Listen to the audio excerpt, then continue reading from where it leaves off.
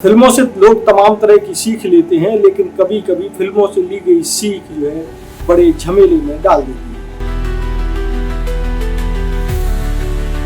ऐसा ही एक मामला बालोद जिले में हुआ, जिसमें एक महिला की हत्या कर दी।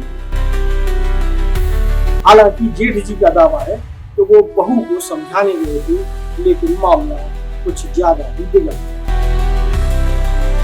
नतीजा विवाद इतना बड़ा कि बहू की जान चली गई। कौन बहू है, क्या हुआ था उस रात, पूरी कहानी हम आपको इस खबर में बताएंगे। पहली बार मध्य भारत का सबसे एडवांस 3 टेस्ला MRI। सारी स्कैनिंग 6 से 10 मिनट में हो जाती है, जहां आम MRI मशीन 45 से 1 घंटे लेती है। GT diagnostic, near Nehru Nagar square, Priyadarshini परिसर, भिलाई। नमस्कार, मैं हूं मयंक चतुर्वेदी और आप देख रहे हैं तीरंदाज।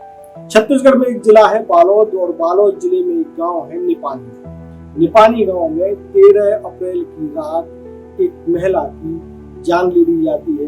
उसको बुरी तरीके से पीटा जाता है, उसके सिर में गंभीर चोटें आती हैं। रात करीब 12 बजे पुलिस को सूचना मिलती है कि महिला की हत्या कर दी गई है। पुलिस मौके पर पहुंचती है और उसके बाद ये पता चलता है कि घर में महिला का पति बाहर गया हुआ था।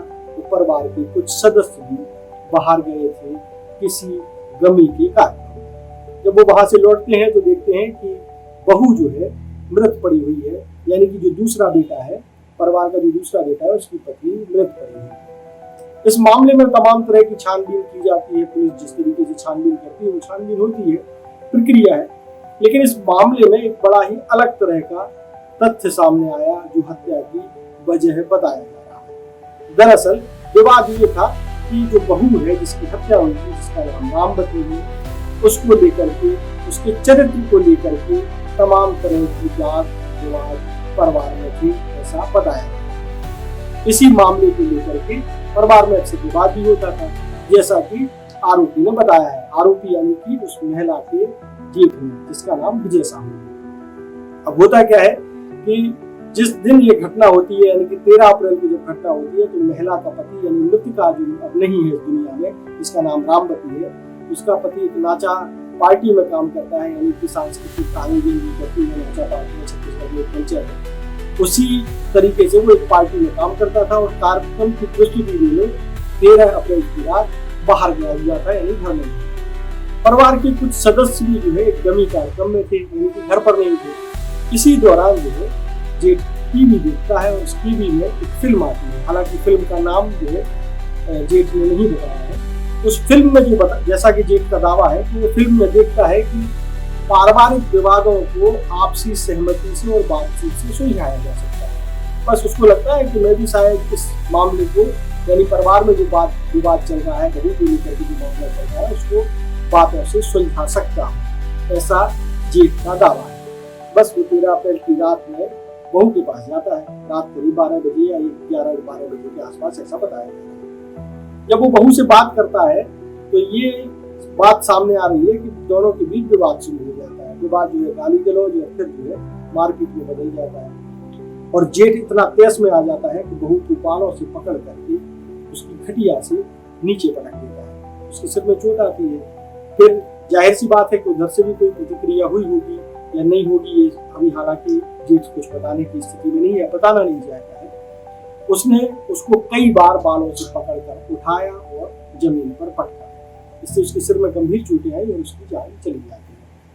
इस मामले के बाद, यानी इस घटनाक्रम के बाद, इसका खुलासा तब होता है जब रात करीब 12 बजे परिवार के बाकी के जो सदस्य हैं, जो कि गमी कार्यक्रम में बाहर गए थे, जब वो लौट करके आते हैं और वो देखते हैं कि घर की जो छोटी बहू है उसकी डेड बॉडी पड़ी है, तब इस मामले की जानकारी परिवार की होती है। पुलिस को सूचना दी जाती है और ये भी पता किया जाता है कि इनका पति कहाँ है। तो पता चलता है कि वो नाचा पार्टी में कार्यक्रम प्रस्तुत करने के लिए गए। हालांकि जब ये मामला हुआ था, उसी समय से पुलिस को ये शक था कि परिवार का ही कोई सदस्य इस हत्याकांड में शामिल है, क्योंकि ऐसे कोई प्रमाण पुलिस को नहीं मिल रहे थे। कोई बाहर से व्यक्ति आकर के वारदात को अंजाम दिया। हालांकि पुलिस को पहले से शक था, और जब पुलिस ने शक्ति से पूछताछ की तो ये कहानी सामने आई। हालांकि पुलिस अभी इस कहानी पर भी जो है तफ्तीश कर रही है कि जेठ कितना सही बोल रहा है और कितना गलत बोल रहा है। इस पूरे मामले में आज जो है बालोद के एसपी ने एक प्रेस कॉन्फ्रेंस की और उसमें पूरे घटनाक्रम को विस्तार से बताया। हम आपको सीधा एसपी की प्रेस कॉन्फ्रेंस में देखेंगे। इसमें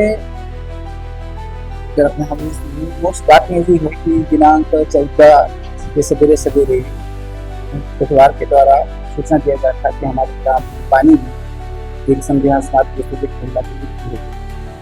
सूचना पर हमारे थाना स्टाफ सर्वप्रथम पहुंचा। उसके बाद उनके द्वारा घटनास्थल को देखा गया। देखने के बाद हमें सूचित की गई तो मैं स्वयं पुलिस अधीक्षक और मेरे साथ दोनों बिजनेस की और एसपी और हमारे साइबर टीम और अन्य पुलिस स्टाफ वहाँ घटनास्थल पहुँचे। घटनास्थल को देखने के पश्चात हमें क्या हुआ कि परिस्थितियाँ भी संध्या साधनात्मक है। उसके बाद घटना को सुरक्षित करने के बाद उसके लिए बारीकी से जांच की गई, मरकम किया गया। उसके बाद उसको पोस्टमार्टम के लिए उसको भेजा गया। पोस्टमार्टम में स्पष्ट लिखा हुआ था कि उसमें मृत्यु जो हुई है संध्यात्मक हत्यात्मक प्रकृति है। इस एक्टिव सुधार पर हमारे यहाँ अपराध पंजाब की गई, जिसके तहत धारा 103(1) 332 BNS के तहत अपराध पंजीबद्ध कर केस प्रारंभ की गई। क्योंकि शुरू से ही ऐसा प्रतीत हो रहा है कि इसी हत्या की गई, तो हमें प्रारंभ से ही घर परिवार के बारे में संदेह था कि किसी के द्वारा इसे घटना किया गया होगा। क्योंकि उस तारीख को महिला अकेली थी, उसका पति नाचा कार्यक्रम में प्रोग्राम दिया करता था, तो वह हत्या हुआ था और 2 बच्चे और घर के अन्य सदस्य जो बाहर गए हुए थे। घर में उसका जेठ और उसकी बेटी थे और 2 उसके माता पिता जो बीमार रहते थे वो थे। इस तरीके से अकेले होने के कारण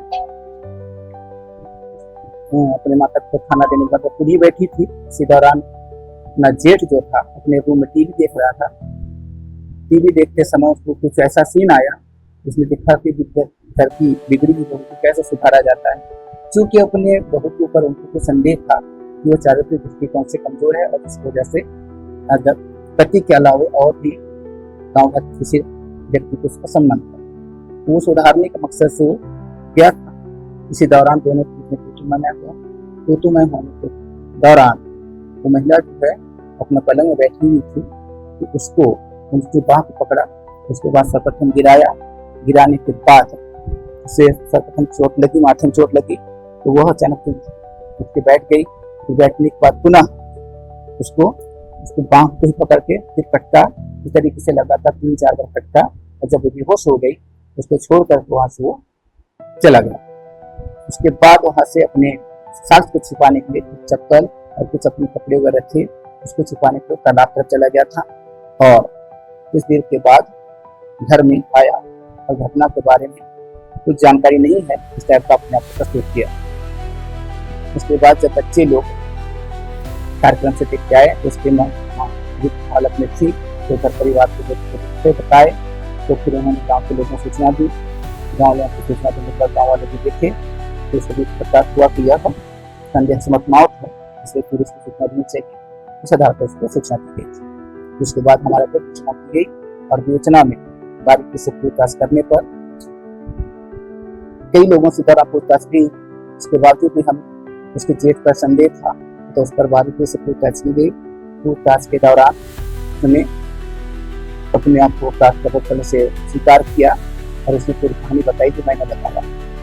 इस तरीके से आज विवेचना पूरी करके हमारे द्वारा गिरफ्तार की गई है और गिरफ्तार करके आज इसको रिमांड में भेजा जाता है। तो ये थे बालोद के एसपी जो पूरी कहानी बता रहे थे।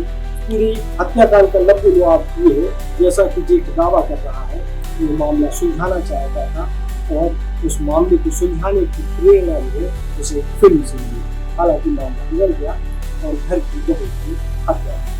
दूसरी दुनिया की ताजा तरीन खबरों से जुड़े रहने के लिए आप पूरे रात को सब्सक्राइब करना बिल्कुल ना भूलें और बेल आइकन को जरूर प्रेस करें। और अगर आप हमारे वीडियो को हमारे फेसबुक पेज पर देख रहे हैं तो कृपया करके उसे भी फॉलो करें। स्पर्श मल्टी स्पेशलिटी हॉस्पिटल अब दे रहा है फुल टाइम विशेषज्ञों की देखरेख में सर्वश्रेष्ठ NICU एवं PICU की सुविधा, यानी नवजात एवं बच्चों की गंभीर बीमारियों का इलाज अब आपके अपने शहर में, साथ ही न्यूनतम दर पर हेल्थ पैकेज की सुविधा। स्पर्श मल्टी स्पेशलिटी हॉस्पिटल, एक एहसास अपनेपन का। तीरंदाज।